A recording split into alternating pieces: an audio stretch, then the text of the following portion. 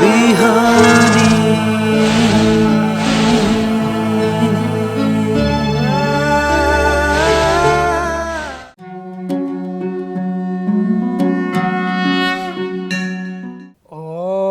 कस्तूरीतिलकं ललाटपटले वक्षस्थले कौस्तुभं नासाग्रे वरमौक्तिकं करतले वेणुः करे कङ्कणं सर्वाङ्गे हरिचन्दनं सुललितं कंठे च मुक्तावली गोपस्त्री परिवेष्टितो विजयते गोपालचूडामणिः अस्ति स्वस्तरुणे कराग्रविगलत्कल्पप्रसूनाप्लुतं वस्तु प्रस्तुतवेणुनादलहरी निर्वाणनिर्व्याकुलं स्रस्तनिबद्धनि विविलसद् गोपी सहस्रावृतं अस्तन्यस्तनतापवर्गमखिलो दारं किशोराकृते सच्चिदानन्दरूपाय विश्वोत्पत्त्यादिहेतवे तापत्रयविनाशाय श्रीकृष्णाय वयं नुमः। समादरणीय संपूर्ण दर्शकवृन्द, इमेज च्यानल को शुभ बिहानी कार्यक्रम मार्फत हामी उपस्थित भइसकेका छौं। हामीले निरन्तर रूपमा श्रीमद् भगवत गीता को बारेमा विचार विमर्श गर्दै आएका छौं। गीता को पंचम अध्यायमा अर्जुनले भगवान श्रीकृष्णलाई प्रश्न गरिसकेपछि अर्थात् हजुरले कर्मको त्याग गर्ने भनेर पनि भन्नुभयो र कर्मयोगको प्रशंसा पनि गर्नुभयो। यी दुईवटामा कल्याणकारक के छ त्यो बताउनुहोस् भनेर अर्जुनले प्रश्न गरिसकेपछि यहाँ भगवानले फेरि भन्नुहुन्छ अर्जुनलाई, सन्न्यासः कर्मयोगश्च निःश्रेयसकरावुभौ तयोस्तु कर्मसन्न्यासात् कर्मयोगो विशिष्यते। अब यो पंचम अध्यायको यो पाँचौं अध्यायको नाम पनि कर्म सन्यास योग रहेको छ। कर्मको त्याग गरेर एउटा यहाँ हामीले बुझ्नुपर्ने कुरा छ, एउटा कर्मको निष्ठा के हो भन्ने बुझ्नुपर्छ, अर्को सांख्य योगको कर्मयोगको निष्ठा र सांख्य योगको निष्ठा। यहाँ सांख्य योग भनेको सन्यास, यहाँ जुन कर्म सन्यास योग भनेर भनिएको छ यसमा कर्मको अर्थ कर्मयोग, सांख्यको अर्थ सन्यास योग, यसरी बुझ्नुपर्छ। र समग्रमा यहाँ एउटा कर्मयोगको निष्ठा र अर्को सन्यास अर्थात् सांख्य योगको निष्ठा। अब यी दुईवटा विषयकै आधारमा अर्जुनले जुन प्रश्न गरेका थिए त्यो प्रश्नको उत्तरमा यहाँ भगवानले भन्नुहुन्छ, जुन कर्मयोग र सन्यास, अब यहाँ सन्यास भनेको त्यागः सन्यास उच्यते भनिन्छ। सन्यास भनेको कर्मको त्याग गर्नु। एउटा कर्मयोग र अर्को कर्मको त्याग। त्यसो भएर यो समग्रमा कर्म सन्यास योग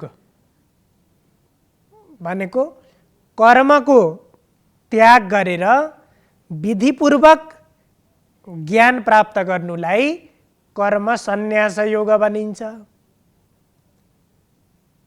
के त भने फेरि यसलाई अलिकति हामीले गम्भीर रूपमा बुझ्नुपर्छ। यो कर्म सन्यास योगलाई कर्मको त्याग गरी विधिपूर्वक ज्ञान प्राप्त गर्नुलाई कर्म सन्यास योग भनिन्छ। अब यो समग्रमा पञ्चम अध्यायको सार यतिमा छ। हामीले यसैको परिधिमा रहेर यसैको आधारमा रहेर यहाँ विचार विमर्श गर्दैछौँ। एउटा हामीले गर्ने यो हाम्रो शरीर नै कर्म शरीर हो। हामीले यो शरीर प्राप्त गरेको नै कर्मका निम्ति हो। एउटा त्यो मार्गबाट हेर्दाखेरि कर्मबाट पनि अब हामीले अगाडिका सन्दर्भमा चर्चा गऱ्यौँ ती कर्मका प्रकृति प्रकारहरू, कुन भावनाले कसरी ती कर्म गर्ने, कसरी गर्दाखेरि ती कर्म योगसँग जोडिन्छन्, अनि त्यो कर्म गर्ने पात्र कर्मयोगी बन्छ। यी सन्दर्भहरू हामीले योभन्दा अघिल्लो अध्यायमा चर्चा गर्यौँ। र यहाँ दुई मध्ये श्रेष्ठ कुन छ? कर्मको त्याग गर्नु कल्याणकारक छ अथवा कर्मयोग कल्याणकारक छ भन्ने प्रश्नको प्रत्युत्तरमा भगवानले भन्नुभयो सन्यासः कर्मयोगश्च निःश्रेयसकरा बुभौ। हे अर्जुन,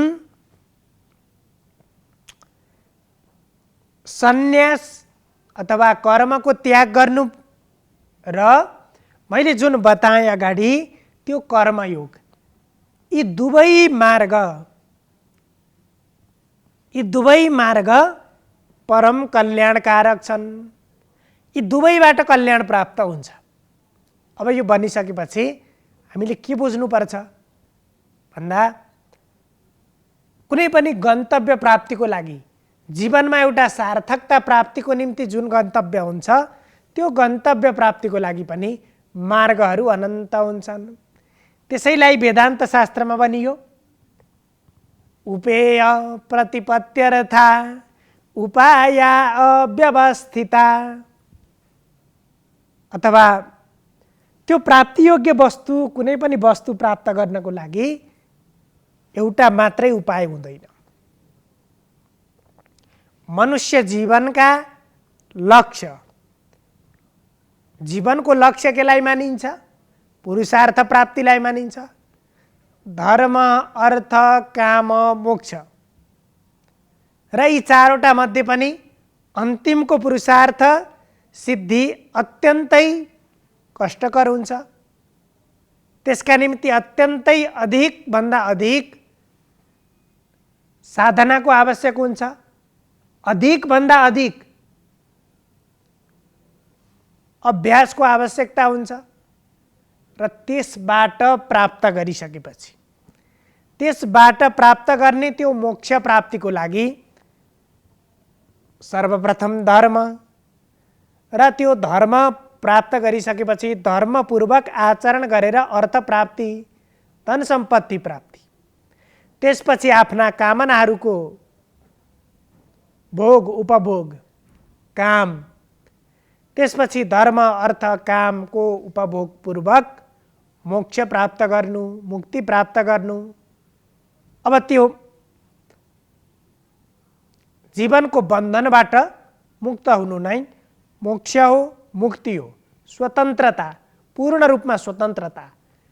अब यहाँ जुन हाम्रो जीवनमा हामीलाई डर छ, मृत्युको डर छ, भोलि मरिन्छ कि भन्ने डर प्रत्येक मनुष्यलाई छ। हो त्यो डरबाट भयबाट मुक्त हुनु। अब बुढो भइएला, एक दिन मरिएला भन्ने डर, यो संसारमा सबै कुराले पूर्ण भएको मनुष्यलाई पनि यो कुराको डर छ। र त्यसबाट मुक्तिको लागि मनुष्यले पुरुषार्थ प्राप्तिको निमित्त कर्म गर्नुपर्छ। त्यही मार्ग भनेको यो गीताले बताउँछ, त्यही मार्ग हाम्रो अध्यात्मले, हाम्रा शास्त्रहरूले त्यही मार्ग बताउँछन्। त्यसो भएर यहाँ भन्नुहुन्छ अब कर्मको त्याग गर्नु पनि, सन्यास पनि, जुन मैले मार्ग बताएँ एउटा, अर्को कर्मयोग, यी दुवै मार्ग मैले जुन बताएँ, यी दुवै मार्ग कल्याणकारक छन्। तयोस्तु कर्म सन्यासात् कर्मयोगो विशिष्यते। अब ती दुई मध्ये पनि अर्जुनको प्रश्न थियो, ती दुईवटा मध्ये कुन कल्याणकारक छ, ती दुईवटा मध्ये कुन श्रेयस्कर छ भन्ने जुन अर्जुनको जिज्ञासा थियो, त्यसमा भन्नुहुन्छ तयोस्तु कर्म सन्यासात्। अब ती दुईवटा मध्ये कर्मको त्याग भन्दा कर्मयोगो विशिष्यते। अब कर्मको त्यागलाई पनि, कर्मको त्याग भनेको कुनै पनि कर्म नगरिकन हात खुट्टा बाँधेर बस्नु कर्मको त्याग होइन। पहिला यसरी बुझ्नुपर्छ। कर्मको त्याग भनेको आसक्तिको त्याग हो। आसक्तिको त्याग गरेर कर्मयोगी बन्नुपर्छ। र एउटा सन्यास र कर्मयोग, यी दुईवटा मध्ये सन्यास भन्दा पनि कर्मयोग श्रेष्ठ हुन्छ। कर्मणैव हि संसिद्धिम आस्थिता जनकादयः, अगाडि 2 अध्यायमा भन्नुभयो, कर्मबाट नै राजा जनक आदिहरूले प्रसिद्धि प्राप्त गरे, सिद्धि प्राप्त गरे। धेरै ऋषि महर्षिहरूले कर्मबाट नै सिद्धि प्राप्त गरे। त्यसकारण सबैभन्दा उत्कृष्ट मार्ग भनेको कर्मयोगको मार्ग हो। त्यसो भएर तिमी पनि संशय रहित बनेर, हे अर्जुन, तिमी पनि संशय रहित बनेर कर्मयोगको मार्गमा लाग, कर्तव्य कर्मलाई अनुसरण गर, त्यसबाट नै तिम्रो कल्याण हुनेछ भनेर भगवान श्रीकृष्णले अर्जुनलाई भन्नुभयो। सर्वे भवन्तु सुखिनः, सर्वे सन्तु निरामया, सर्वे भद्राणि पश्यन्तु, मा कश्चित् दुःखभाग् भवेत्। हजुरहरूको दिन शुभ होस्। धन्यवाद।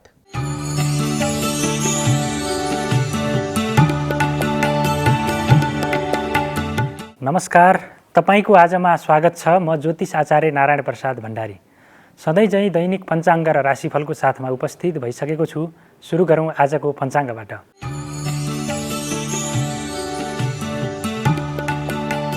आज मिति 2079 साल जेठ 11 गते बुधबार, ईस्वी सम्वत 2022 मे 25 तारिक, नेपाल सम्वत 1142, नल नामक संवत्सर, सूर्य उत्तरायण, ग्रीष्म ऋतु, जेठ कृष्ण पक्ष दशमी तिथि, उत्तर भाद्रपदा नक्षत्र, प्रीति योग, भद्राकरण, आनन्दादि योगमा लुम्ब योग रहेको छ।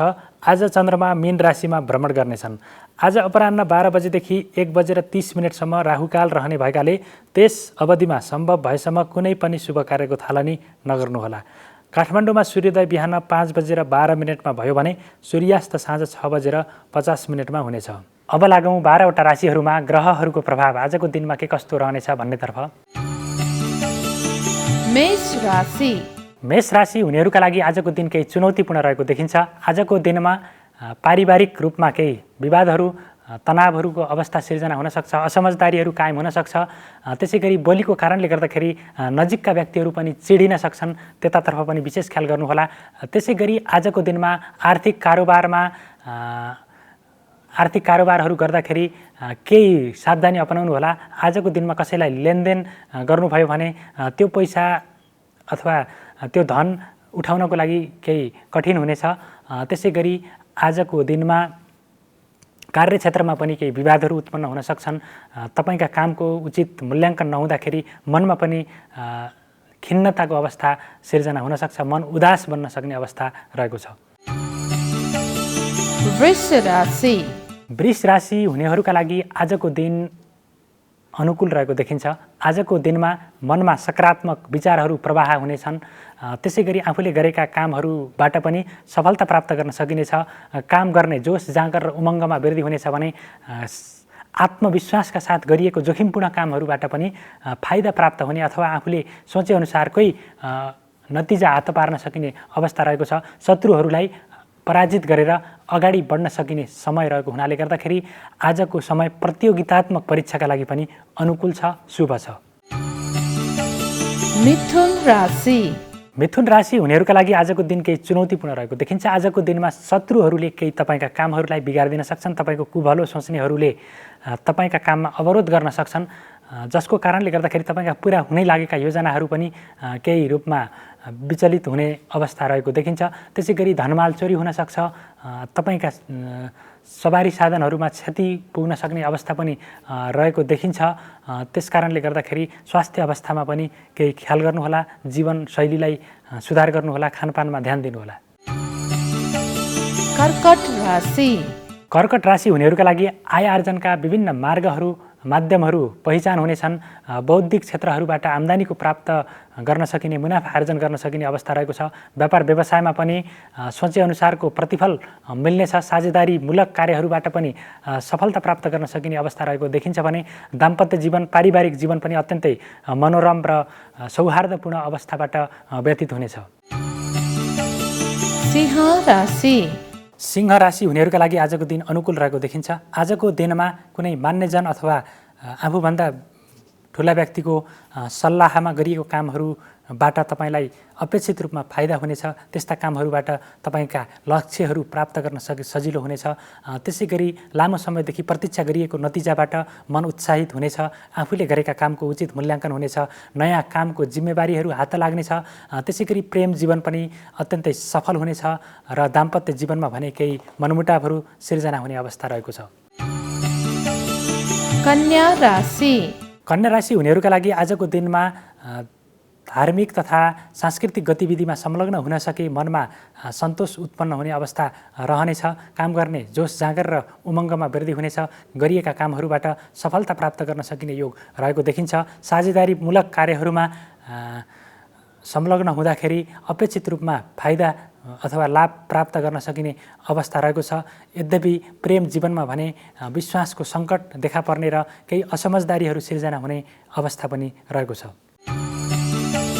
तुला राशि हुनेहरूका लागि आजको दिनमा मानसिक रूपमा केही विचलित हुनुपर्ने अवस्था रहेको देखिन्छ।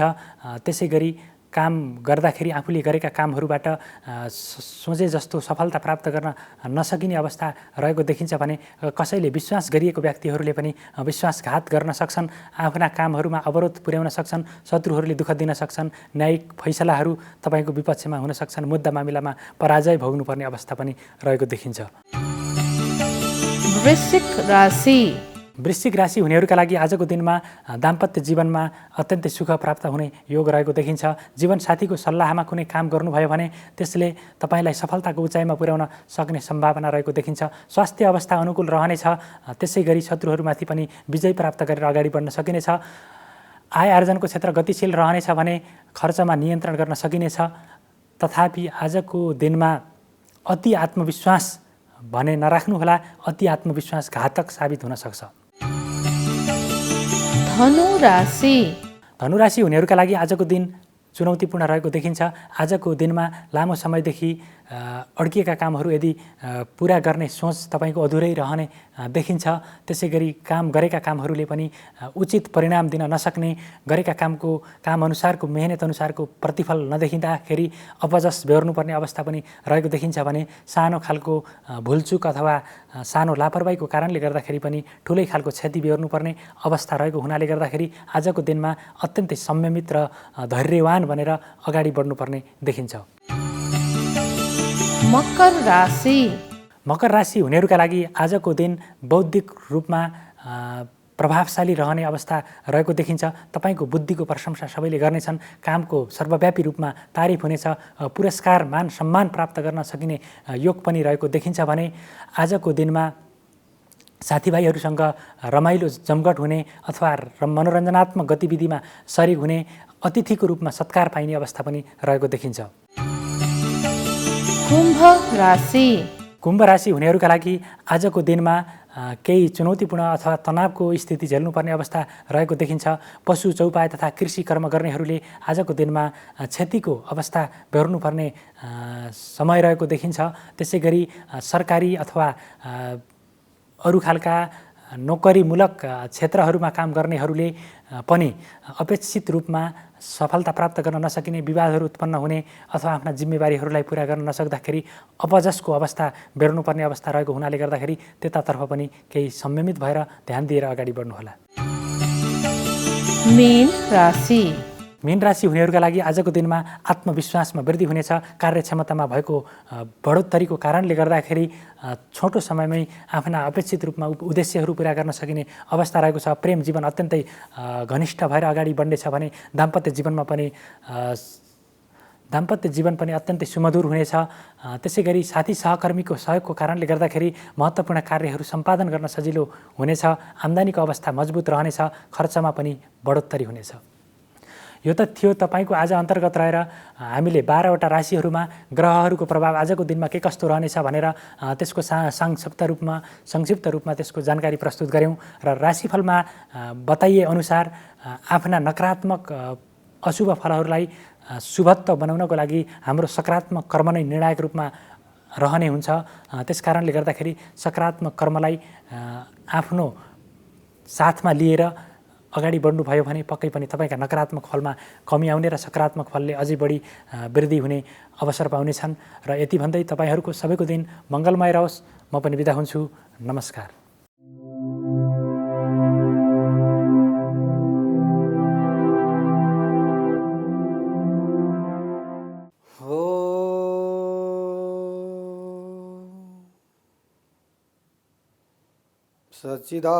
सच्चिदानन्दरूपाय विश्वोत्पत्त्यादिहेतवे तापत्रय विनाशाय श्रीकृष्णाय वयं नमः। नमस्कार, यहाँहरूलाई स्वागत छ वास्तु विधान। आदरणीय सज्जन भक्तवृन्द, आजको विषय प्रसङ्ग लिएर उपस्थित भएको छु। ज्योतिष शास्त्र अनुसार या वास्तुशास्त्र अनुसार यो ज्योतिष र वास्तुको त्यति भिन्न भिन्न पाटो छैन, लगभग उस्तै छ। ज्योतिषले सूर्य सिद्धान्तलाई लिएर हिसाब गर्छ र वास्तुले चाहिँ भौतिक संरचनालाई हेर्छ र त्यो वास्तुको माटो परीक्षण पनि ज्योतिषले गर्छ। रवि शुक्र त शीतस भौम राहु शनिश्चर, त्यो 9वटा कोडमा कुन स्थानमा कुन ग्रहको गोचर अनुसारले त्यो व्यक्ति जानेवाला, हेराउन जानेवाला व्यक्तिले त्यहाँ माटो राख्छ। कसैले चिम्रेर राख्छन्, आँखा टक्कै यसरी माटो लिन्छन्, ल परमेश्वर इष्ट देवता कुल देवता भनेर टक्क राख्छ, ल गुरु मैले राखेँ हेर्नुहोस् भन्छ। कसैले हेरेर राख्छन्। अब त्यसमा एउटा रहस्यमय कुरो छ। के छ भने बसिन्छ भने साधारण व्यक्ति अहिलेको समयमा पढ्दै नपढेको निराक्षरी अनपढ व्यक्ति सायद हुँदैन भने कोही एकात्मा। र अब काठमाडौँमा या कुनै पनि स्थानमा घर बनाउने माटो लिएर हेराउन जान्छ भने त्यो व्यक्ति यहीँको बासिन्दा भए त झन् त्यो पढेकै होला। बाहिरबाट आएको भए नि पढेरै कमाएरै जग्गा जोडेको होला, त्यो शिक्षाविदै होला या शिक्षितै होला। र त्यहाँ ज्योतिषले लेख्दा, वास्तुविदले लेख्दाखेरि त्यो ग्रहको नाम राख्नु भएन। यो कुरा याद छ कि छैन? त्यसमा चाहिँ 9 वटा घर बनाउनु पर्यो। त्यो घरमा चाहिँ नि स्टार बनाइदिने, अनि त्यसमा सुन्ना राखिदिने। यहाँ नि अनेक प्रकारका त्यहाँ एउटा चाहिँ नि एउटा चित्रहरू जस्तो बनाइदिने, नाउँ नराख्ने। अनि व्यक्तिले माटो राखिसकेपछि अनि मात्रै त्यो विषयको यस्तो छ है हजुर भनेर अनि त्यो बताइदिने। अनि व्यक्तिले भन्नुहुन्छ कि प्रभु मेरो त अब जसरी नि यहाँ घर बनाउनै पर्छ, मेरो अन्न चाहिँ नि जग्गा पनि छैन, म यसलाई बेचेर बनाउन सक्ने मेरो स्थिति पनि छैन। चाहे शनि होस् चाहे मङ्गल होस्, जुनै ग्रह बसेको भए मलाई यहाँ घर बनाउनु छ, के गरिन्छ? अब यस्तै आवश्यकै उहाँले दर्शाउनुहुन्छ भनेदेखि उहाँको सर्वप्रथमतः भूमि पूजन गर्नुपर्छ। त्यो भूमिमा ती भएका चिजहरूलाई चाहिँ नि पहिला निकाल्नु पर्यो। सक्नुहुन्छ भनेदेखि त्यसमा 20-30 टिफर माटै तपाईँले चाहिँ निकालेर एक्सकाभेटर लाएर फ्याँकिदिनुहोस् र अन्य पवित्र ठाउँको माटो लिएर राख्नुहोस्। 1 वर्ष त्यहाँ छोडिदिनुहोस्, पानीले टक्क बस्छ, अनि अर्को वर्षदेखि अनि हात्ती पाइलो ठर घर बनाउनुहोस्। होइन यो पनि असमर्थ छु गुरु भन्नु भनेदेखि त्यहाँ भूरसी भूमिरसी दिदिरसी विश्वधाया धरती त्यो मन्त्र छ। त्यो अनुसारले बकाइदासँग त्यो स्थानलाई चाहिँ नि पहिला पूजा गर्नुहोस्। गौ माता लर 1-2 दिन राख्नुहोस्, गङ्गा जल राख्नुहोस्, अग्नि त्यहाँ बाल्नुहोस्, हवन गर्नुहोस्। आहा, त्यो भूमि पवित्र हुन्छ। अनि त्यो भूमिमा अनि घर बनाउनुहोस्। त्यो चाहे मसान घाट चाहे अन्य घाट, कुनै प्रकारको फेरबदल पर्दैन। र यस्तो प्रकारले निर्माण गरेको भूमिमा चाहिँ नि दोष लाग्दैन। र अब भूमि त शोधन भयो, फेरि चर राख्नु पर्यो। अनि चरको पनि साइत मिलाएर अनि त्यसमा पञ्चकलशहरू, गङ्गाजल, तामाका पैसा, सकिन्छ सुनका पैसा, सकिँदैन सुनका प्रतिमा। र सुनका प्रतिमा राख्ने कष्टमा चाहिँ नि बरु 2-4 लाल सुन लिएर, 1 लालै सुन 1000 रुपियाँको, 2 लाल सुन 2000, 2 बोरा सिमेन्टीको पैसा लिएर त्यसलाई पिगालेर आफैले बनाउन लाउनुपर्छ। अधिकतर स्थानमा सुनको प्रतिमा पाइँदैन, यो कुरा पक्का हो। एक ठाउँमा गएको त गाग्रीको पसल देखियो, घटित घटना। गाग्री त्यहाँ त यो भूकम्प आयो 77 जिल्लामा या कुनैमा प्रभावित पारेन, पारेको जिल्लामा चाहिँ नि ती गाग्री जति पहिला पहिला बुइकेलमा राखिन्छ हुन्थ्यो। अब कतिलाई त बुइकेल पनि थाहा पनि नहोला। सबभन्दा माथिल्लो हिस्सामा त्यो सबै त्यहाँ चाहिँ नि त्यसले थिचेर त्यो के छ त भन्दाखेरि बिग्रियो। अब त्यो सबै बेच्दे ठोकरेलाई 1000 रुपियाँमा, 400मा, 200मा वेट हेरेर, तौल हेरेर त्यसको चाहिँ बेच्दे। त्यो एउटा व्यक्तिले लिएर आएर त्यसलाई चाहिँ नि 2-3 स्टर गरेर राख्यो। त्यहाँबाट कुनै भाँडाकुँडा किनेर लिएर आइयो। 1 वर्षपछि त्यहाँ चाहिँ त्यो व्यक्ति जाँदाखेरि खोइ त पोहोरका चाहिँ ती गाग्री भन्न सबै प्रतिमामा गइसक्यो। गाग्रीको प्रतिमा अनि सुनको त कहाँ भ्याइन्छ र हजुर, सुन त 1,05,000 छ। त्यो पहेँलो भएपछि प्रतिमा भइहाल्यो नि, जसको नामै प्रतिमा। कुनै व्यक्तिको साँझको समयमा बिम्ब पर्छ नि, त्यस्तै सुनको होइन प्रतिमा चाहिँ हो, स्वयं भगवान होइन मूर्ति चाहिँ हो भनेको जस्तो त्यो पित्तलका गाग्री त्यसलाई पेलेर बनाइएका ती प्रतिमा नपरौँ हजुरको घरमा।